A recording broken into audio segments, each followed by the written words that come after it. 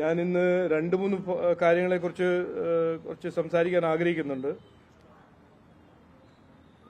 നമ്മുടെ സ്റ്റേറ്റിൽ നടക്കുന്ന കാര്യങ്ങളെക്കുറിച്ചാണ് ഞാൻ ഇന്ന് സംസാരിക്കുന്നത്. ഒന്ന്, ഇന്നലെ നമ്മൾ കണ്ടല്ലോ, നവകേരള സർവേ. ഈ സംസ്ഥാന സർക്കാരിന് സ്കൂൾ നന്നാക്കാൻ കാശില്ല, ആശുപത്രിയിലും ഡോക്ടറിന് കൊടുക്കാൻ കാശില്ല, കർഷകർക്ക് കൊടുക്കാൻ കാശില്ല.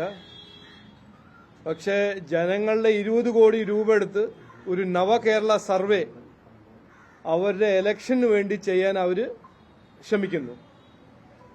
അത് ഇന്നലെ ഹൈക്കോർട്ട് കൃത്യമായി പറഞ്ഞിരിക്കുന്നത്, ഇത് ജനങ്ങളുടെ കാശാണ്, നിങ്ങളുടെ തെരഞ്ഞെടുപ്പിന് വേണ്ടിയിട്ട് സംസ്ഥാന സർക്കാർ ഉപയോഗിക്കാൻ പാടില്ല. ഇത് ഞാൻ ഒരിക്കൽ കൂടി ഇന്ന് അറിയിപ്പിക്കാൻ ആഗ്രഹിക്കുന്നു. അതുമാത്രമല്ല, ഇതുവരെ ചെലവാക്കിയ കാശ് CPM മടക്കി ട്രഷറിയിൽ കൊടുക്കണം എന്ന് ഞങ്ങളുടെ ഒരു ഡിമാൻഡാണ്. അതുമാത്രമല്ല, ഈ KSEBന്റെ ബില്ലിലും അവരുടെ ഒരു പ്രചരണം നടത്തുന്ന കാര്യം ഞാൻ ജനങ്ങളുടെ ശ്രദ്ധയിൽ കൊണ്ടുവരാൻ ആഗ്രഹിക്കുന്നു. അതും അവരുടെ ഒരു തന്ത്രമാണ്. അതും ചെയ്യാൻ പാടില്ല.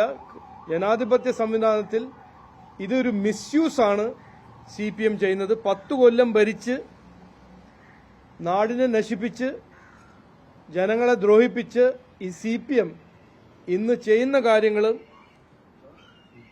ജനങ്ങളുടെ മുമ്പിൽ വെക്കാൻ ഞാൻ ആഗ്രഹിക്കുന്നു.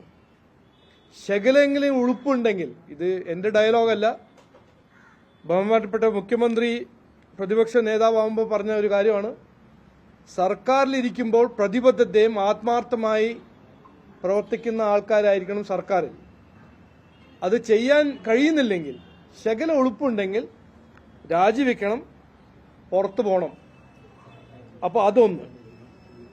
രണ്ടാമത്തെ കാര്യം, നമ്മൾ ഇന്നലെ കണ്ടല്ലോ, തന്ത്രീനെ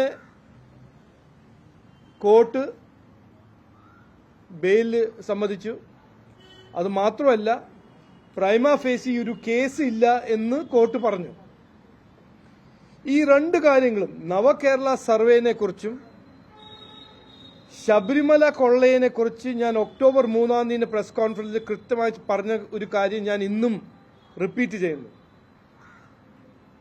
ഞാൻ പറഞ്ഞത് അന്ന്, ഇവര് ശ്രദ്ധ തിരിക്കാൻ, ജനങ്ങളെ പൊട്ടന്മാരാക്കി വിഡ്ഢിയാക്കാൻ ഒരു ശ്രമം, ഈ ശബരിമല കൊള്ളതിന്റെ പിന്നിൽ ആരാണ്, അത് ഒളിപ്പിക്കാൻ ഇവരെ തന്ത്രങ്ങൾ ചെയ്യും എന്ന് ഞാൻ അന്ന് പറഞ്ഞതാണ്.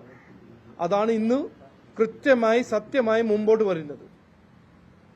അപ്പോൾ ഉണ്ണികൃഷ്ണൻ പോറ്റി, സോണിയാഗാന്ധി വീട്ടിൽ കയറി ഇറങ്ങുന്ന ഉണ്ണികൃഷ്ണൻ പോറ്റി, ദേവസ്വം മന്ത്രി വാസവനും കടകംപള്ളി സുരേന്ദ്രന്റെ സുഹൃത്തായ ഉണ്ണികൃഷ്ണൻ പോറ്റി, അദ്ദേഹത്തിന് ബെയില് കിട്ടുന്നു. എന്തുകൊണ്ട് SIT കേസ് കൃത്യമായി ഉണ്ടാക്കുന്നില്ല? തന്ത്രിനെ അറസ്റ്റ് ചെയ്യുന്നു, ശ്രദ്ധ തിരിക്കാൻ. കോർട്ട് പറയുന്നു തന്ത്രിന്റെ എതിരെ ഒരു പ്രൈമ ഫേസി കേസില്ല. പിന്നെ ഇന്ന് 4-5 മാസം കഴിഞ്ഞിട്ട് ജനങ്ങളോട് എന്താണ് ഈ സർക്കാർ പറയുന്നത്? ഈ 4.5 കിലോ സ്വർണം, അതിന്റെ കൊള്ളേന്റെ പിന്നിൽ ആരായിരുന്നു എന്ന് ഇന്നും ഈ സർക്കാർ ഒന്നും പറഞ്ഞിട്ടില്ലല്ലോ. ഏതെങ്കിലും തെളിവ് മുമ്പോട്ട് വെച്ചിട്ടുണ്ടോ? ഇല്ല. ഒക്ടോബർ 3-ാം തീയതി പ്രസ് കോൺഫറൻസിൽ ഞാൻ അന്ന് പറഞ്ഞു, ഇവര് ഇത് ഒളിപ്പിക്കാൻ ശ്രമിക്കും.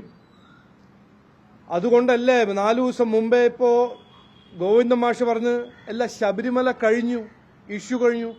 ഞാൻ ഇന്ന് കൃത്യമായി പറയാൻ ആഗ്രഹിക്കുന്നു ബഹുമാനപ്പെട്ട മുഖ്യമന്ത്രിയോട്, ഇത് കഴിഞ്ഞിട്ടില്ല. നിങ്ങളുടെ തന്ത്രങ്ങൾ, ജനങ്ങളെ വെടിയാക്കുന്ന തന്ത്രങ്ങൾ, ഇത് ഒളിച്ചുവെക്കാനുള്ള തന്ത്രങ്ങൾ നടക്കില്ല. ഇതിന്റെ പിന്നിൽ BJP NDA ഉണ്ട്. ഇതിന്റെ പിന്നിൽ തെറ്റ് ചെയ്ത ആൾക്കാർ മന്ത്രിയാണോ ഓഫീസർമാരാണോ, ഇവരെല്ലാം ജയിലിൽ അയക്കും എന്ന് ഞങ്ങളുടെ ഒരു ഉറപ്പാണെന്ന് ഞാൻ പറയാൻ ആഗ്രഹിക്കുന്നു.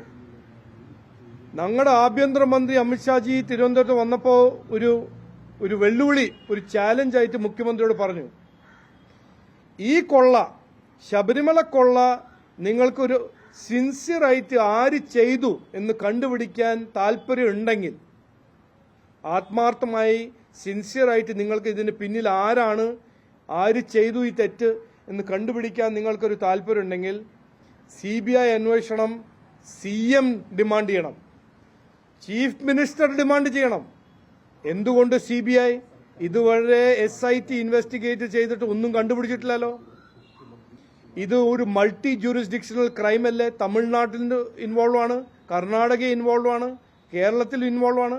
അതെങ്ങനെയാണ് കേരള പോലീസ് അത് അന്വേഷിക്കാൻ പോകുന്നത്? ഇതെല്ലാം മനസ്സിലാക്കിയിട്ടും ഇന്ന് വരെ മുഖ്യമന്ത്രി CBI അന്വേഷണം ആവശ്യപ്പെട്ടിട്ടില്ല.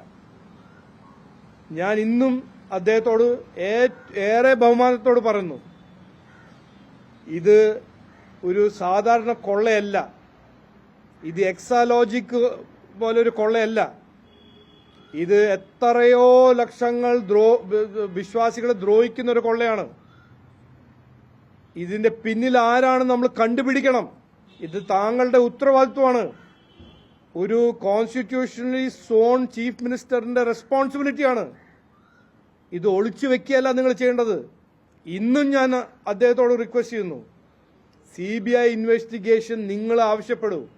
CBI ഇൻവെസ്റ്റിഗേറ്റ് ചെയ്യട്ടെ, ഇതിന്റെ പിന്നിൽ ആരാണെന്ന് കണ്ടുപിടിക്കട്ടെ, അവരെ ജയിലയക്കണം എന്ന് ഞാൻ പറയാൻ ആഗ്രഹിക്കുന്നു. മൂന്നാമത്തെ കാര്യം ഞാൻ ഇന്ന് പറയാനായി, ഇത് എനിക്ക് പറയാൻ തന്നെ ഒരു വിഷമം. നമ്മുടെ നാട്ടിലെ ഡോക്ടർമാരെല്ലാം സമരത്തിൽ പോകുന്നു. 10 കൊല്ലം മുമ്പേ എല്ലാം ശരിയാവും എന്നൊരു വാഗ്ദാനം കൊടുത്ത് വോട്ട് നേടിയ പാർട്ടിയാണ് ഇന്ന് ഭരിക്കുന്നത്, സംസ്ഥാനം ഭരിക്കുന്നത്.